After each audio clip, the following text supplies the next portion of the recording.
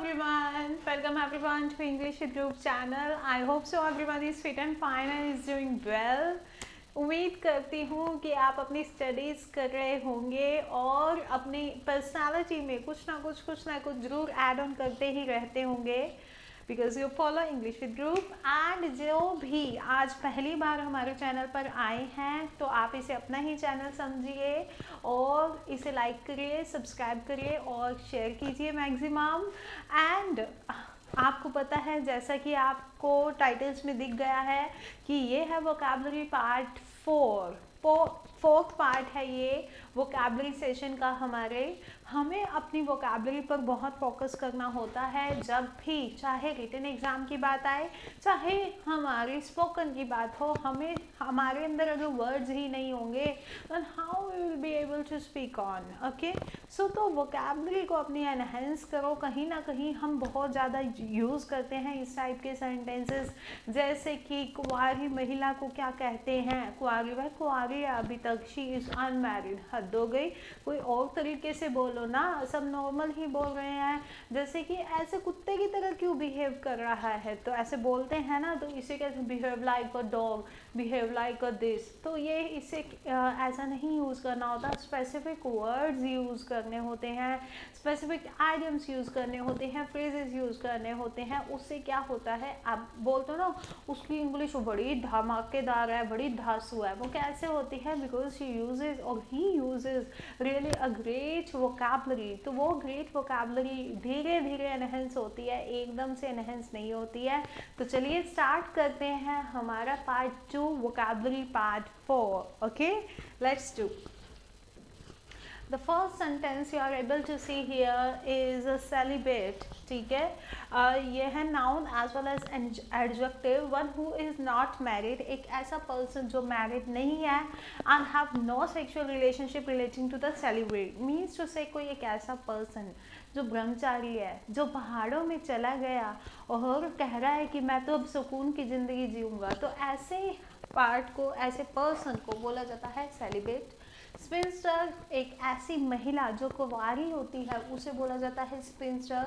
Lace सिर्फ और सिर्फ बोला जाता है लड़की को। Why do use girl only, you can use lass also. Next is maiden. Maiden means कुंवारी लड़की। ठीक है, अविवाहित महिला और कुंवारी लड़की, फर्क आप समझ ही पा रहे होंगे। ठीक है, बैचलर मीन्स कुंवारा लड़का, he is a bachelor. Next maiden name मतलब महिला का विवाह से पहले का कुल नाम। ठीक है, अभी पहले विवाह जैसे होता है ना कि लड़कियां अपना सरनेम छोड़ जाती हैं, तो वो जो सरनेम पहले होता है उनका, उसे बोला जाता है maiden name. What's your maiden name, जैसे कि मेरा मेडन नेम है कलसी। ठीक है, तो इसी तरीके से सभी का होता है। तो बाद में मुझे छोड़ना पड़ेगा, पीछे कुछ और लगाना पड़ेगा अपने हस्बैंड के नेम का। तो वो जो नेम होता है जो हम छोड़ देते हैं उसे बोला जाता है maiden name.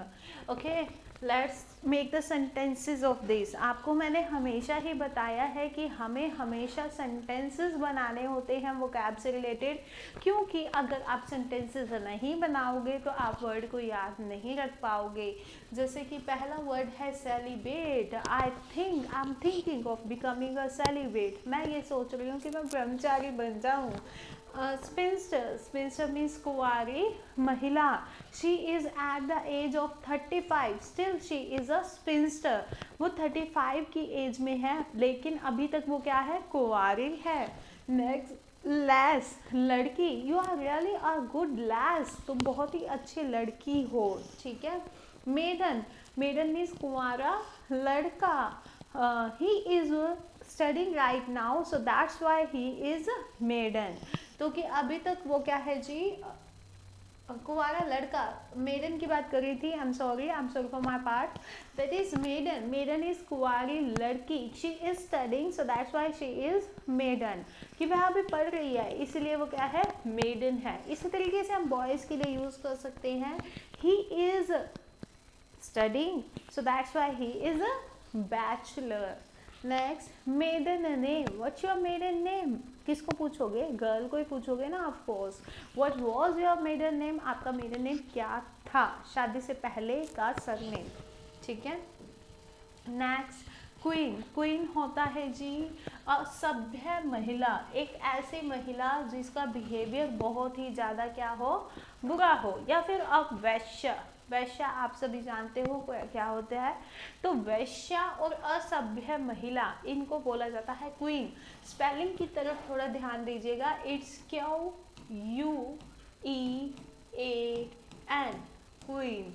Next scarlet women, scarlet women, देखिए ये सिनोनिम है एक दूसरे के, ठीक है, क्वीन और स्कारलेट। स्कारलेट मीन्स चरित्रहीन, करेक्टरलेस वुमेन जो होती है उन्हें बोला जाता है scarlet women. Next is casanova और कास्केट, ठीक है, casanova and casket. Casanova means एक ऐसा बंदा जो चलते चलते ही राह में अपना दिल फेंकता जाता है, कहता है कि हो आप बहुत सुंदर हो, आप ये हो, मीन्स लाइक एक ऐसा लड़का या एक ऐसा मेल जो क्या है जी हर किसी पे दिल आ जाए, जिसका ही इज कासनोवा। और एक ऐसी लड़की जिसका सभी पे दिल आ जाए, हर किसी पे दिल आ जाए, that is casket. Next is vamp. Vamp means एक ऐसी महिला जो क्या है जी अपने फिगर को यानी अपनी लाइक फेस को, अट्रैक्टिवनेस को यूज़ करती है अपना काम करवाने के लिए, ठीक है, ही इज़ अ वैम्प। सो इसके सेंटेंसेस बनाते हैं हम।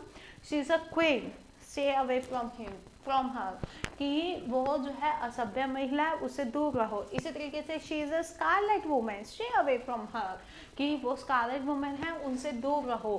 Casanova boys are really avoided, कि कैसनोवा बॉयज जिनका सभी पे रियली अवॉइडेड, उन्हें अवॉइड किया जाता है।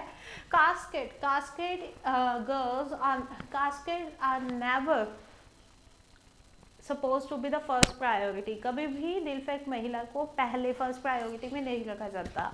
Next is the vamp, she is a vamp, she can do anything to make her work, कि मतलब वो कुछ भी कर सकती है अपना काम निकलवाने के लिए। Next siren, siren you know very well, कि एक ऐसा अट्रैक्टिव वुमेन, ठीक है, वुमेन के लिए भी यूज़ कर सकते हैं, हु इज़ डेंजरस। वैसे सायरन किसी मतलब आवाज़ के लिए भी यूज़ किया जाता है। Are you listening to siren? Yes of course, कि एक ऐसा जो हमें खतरनाक फील हो, कि हाँ बहुत डेंजरस फील हो, एंड स्पेशली ये वुमेन के लिए भी यूज़ किया जाता है। जैबलर, जैबलर जो बक बक करता है लेकिन समझ में नहीं आए, जैसे कि अगर मान लो हम एकदम से मम्मी आ जाए, मुझे मम्मा ये पता है आपको आज क्या हुआ था, तो एकदम से जब मम्मी बोलते क्या बोल रहा है दोबारा से बोल, तो जब ऐसा कोई मैटर हो, जब आप एकदम एक्साइटेड होकर बोलो और किसी को समझ में ना आए, तो वो होता है जैबर। तो आप यहाँ पे सेंटेंस देख रहे हो, to talk quickly in an excited way but in an unclear manner. Excited बोलो लेकिन एट द सेम टाइम अगले को समझ नहीं आ रहा, एक्साइट बोल रहे हो आप। साथ में है गैबर, ठीक है, गैबर वर्ड भी यूज कर सकते हो ऐसे पर्सन के लिए। डोंट गैबर मतलब लाइक जल्दी जल्दी मत बोलो क्योंकि उसे समझ में नहीं आ रहा, तो यू कैन यूज कि मतलब ऐसा ना बोलो कि समझ में ना आए, ठीक है, तो डोंट गैबर और यू कैन से don't Jabber. Okay, next is don't chatter. Next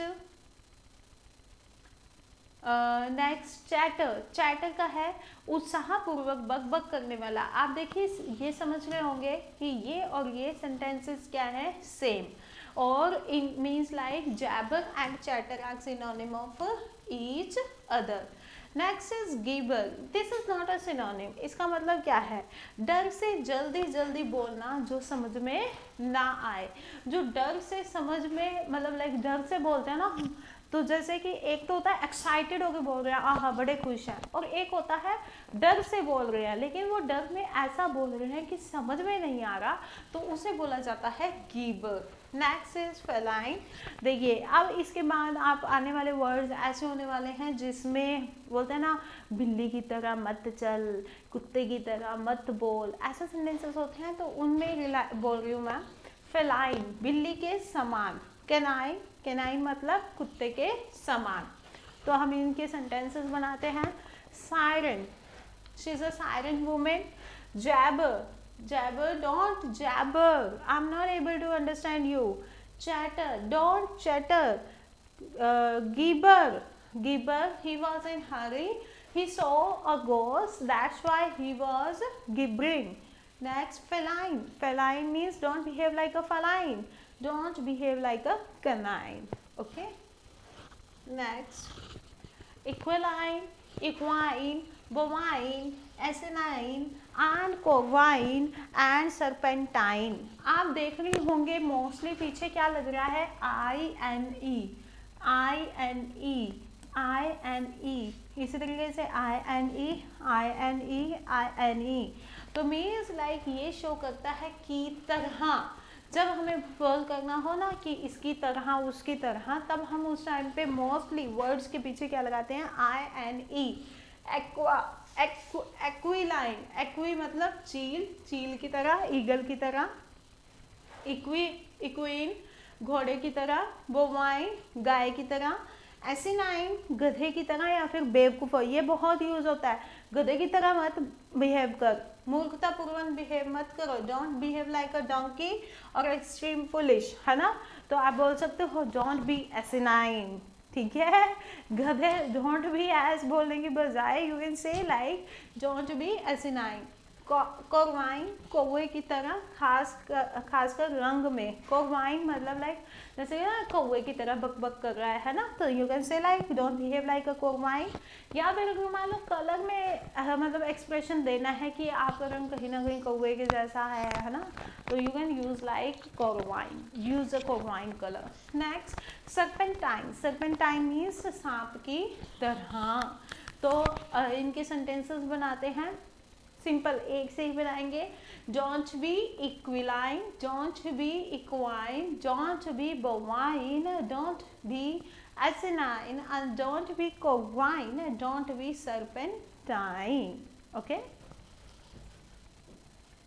next ये भी सेम टू सेम इसी तरीके से हैं। Hircine, hircine means like a god. Leonine यानी कि शेर की तरह। ल्यूपाइन यानी कि भेड़िए की तरह। म्यूराइन यानी कि चूहे की तरह। पिसाइन मीन्स मछली की तरह। पोर्साइन यानी कि सुअर की तरह, ठीक है। आई होप सो आपको ये याद रहेंगे। नेक्स्ट अब आते हैं हम मेन पेज, दैट इज वल्पाइन, लोमड़ी की तरह। इससे नेक्स्ट वल्पाइन आप समझ गए, ये सब पीछे किसी की तरह अगर मान लो हमें बोलना हो, ठीक है। To go green, to go green का क्या मतलब होता है, to go green means to be environment friendly. जब आपको बहुत ही पसंद हो एनवायरमेंट के साथ डील करना, यानी अपना पर्सनल व्हीकल नहीं यूज़ कर रहे आप यूज़ करो पब्लिक, की एनवायरमेंट बच जाएगा, ठीक है। आप जो है ना प्लास्टिक यूज़ नहीं कर रहे, प्लास्टिक की वो पॉलीथीन्स यूज़ नहीं कर रहे, और आप बोल रहे हो कि एनवायरनमेंट बच जाएगा। आप पेड़ नहीं काट रहे तो वहीं से आप एनवायरनमेंट बचा रहे हो, या पेड़ लगा रहे हो तो आप एनवायरनमेंट बचा रहे हो। तो हर ऐसा कोई पर्सन जो मतलब लाइक ज़्यादा संवेदन हो, ज़्यादा ही मतलब लाइक कॉन्शियस हो एनवायरनमेंट से related, then you can use the word to go green. Next to be green, to be green मतलब टू बी इन एक्सपीरियंस, जैसे कि अभी आप लोग नो सीखा हो, नई चीज़ें सीख रहे हो, ठीक है। मतलब लाइक स्टार्टिंग की बात है, जैसे कि मान लो कोई कार चलाना सीखता है तो जमते ही थोड़ा कार आ जाती है उसे, तो उसे बोला जाता है टू बी ग्रीन, ठीक है। I am to be green in riding the bike, okay. Next to have green thumb और फिंगर्स, ठीक है। थंब और फिंगर्स ग्रीन होना, इसका मतलब क्या है, to be good at gardening. जैसे कि I don't have green fingers, ठीक है। मतलब लाइक जैसे बोलते ना कि भी मतलब क्या आपने कभी पेड़ लगाए हैं, तो हम भाई अच्छे ही नहीं है बागवानी में, I can say that I don't have the green fingers, okay. Same you can use I don't have green thumb, okay. Thumb and fingers दोनों में से कोई भी यूज कर सकते हो आप। टू लुक और turn green, to look green और टर्न ग्रीन मतलब लाइक टू बी अनवेल और put to puke means like बीमार दिखना और ऐसा जैसे कि उल्टी करने वाला हो। जब कोई पर्सन बीमार दिख रहा है तब आप बोल सकते हो to look green, why are you looking green, okay. Next you can say like why you turn green, ठीक है। मतलब वैसे तो ग्रीन का मतलब होता है हरा भरा होएगा, ठीक होएगा, स्वस्थ होएगा, लेकिन टू लुक ग्रीन या टू टर्न ग्रीन इसका मतलब होता है बीमार दिखना। Next to get green light, to get green light कैसे, जैसे कि आप रेलवे जब हमारी रेलगाड़ी आती है तो ग्रीन लाइट मिलनी जरूरी होती है ना, मीन्स अनुमति, means to say permission, to get the permission to go ahead, आगे जाने की परमिशन दे देना। जैसे कि अगर मान लो टूर निकल रहा है कहीं का, तो बच्चे अपने घर से परमिशन लेते हैं ना, तो कहते हैं ना कि मेरे को तो परमिशन मिल गई, then you can use the word like I got the green light from my parents, मुझे अपने पेरेंट्स से ग्रीन लाइट मिल गई।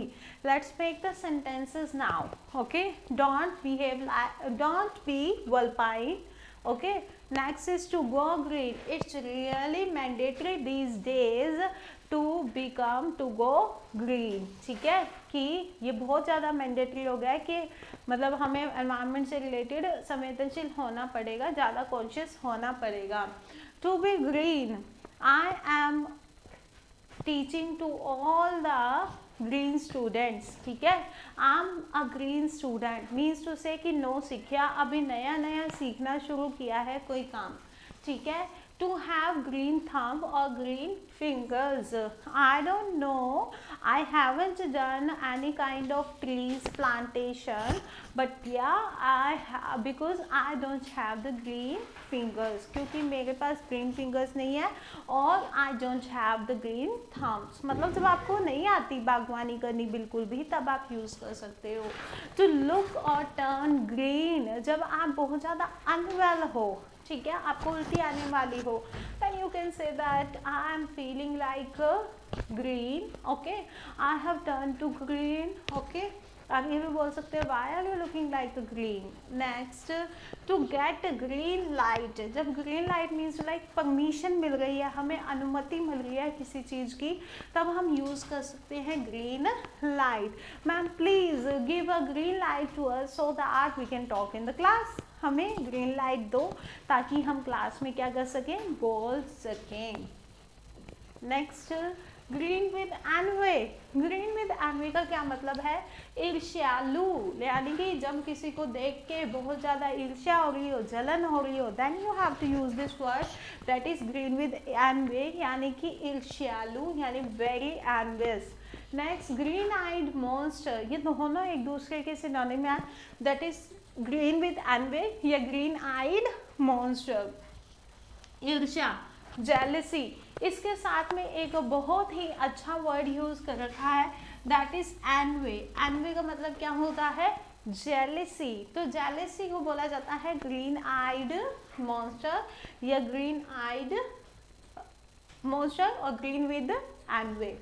नेक्स्ट, हैव ग्रीन आइज, ये भी सेम है, this this and this, both three of these have the same meaning, that is jalan, okay.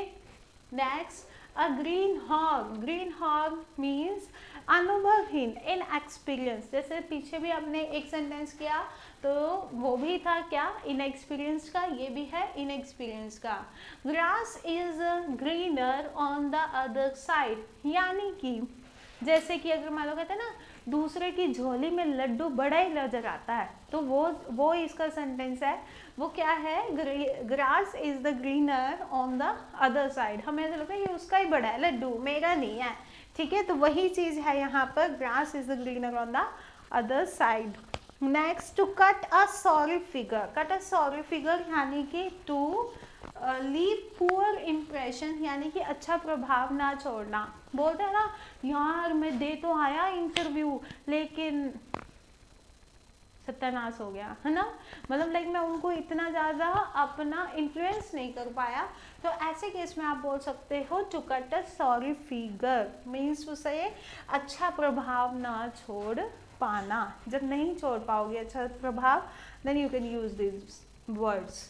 तो इसको हम सेंटेंसेस बनाते हैं। पहला, you can use like don't be green with envy, don't have the green eyed monster, don't have the green eyes means like कि ईर्ष्यालु मत बनो, ठीक है।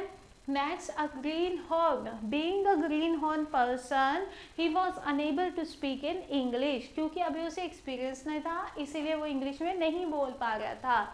Next, grass is greener on the other side. Whatever the matter is, the grass is always greener on the other side. कोई भी किस्सा हो, कोई भी कहानी हो, हमें दूसरे की झोली में लड्डू बड़ा ही नजर आता है. To cut a sorry figure. Although I have given the interview, but I was unable to cut a sorry figure.